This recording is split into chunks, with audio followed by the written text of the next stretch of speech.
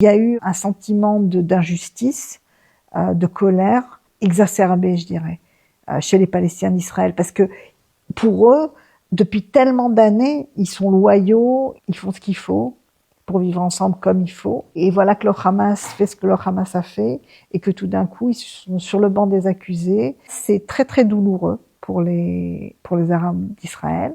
Avoir de la compassion pour les victimes civiles de Gaza, quand tu es arabe, c'est tout de suite être dans la position d'être un traître à la cause. Ce qui s'est passé après le 7 octobre, c'est que tout le monde était en choc, les Juifs et les Arabes.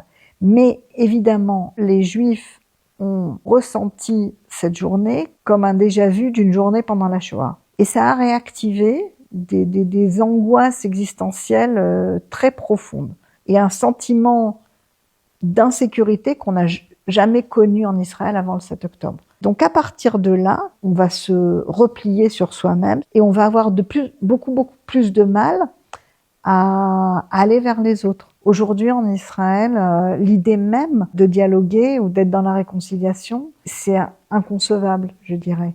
J'aimerais dire que je suis optimiste, mais je ne le suis pas vraiment. Je fais peu confiance aux politiciens. Je pense que c'est vraiment les gens lambda qui peuvent changer les choses.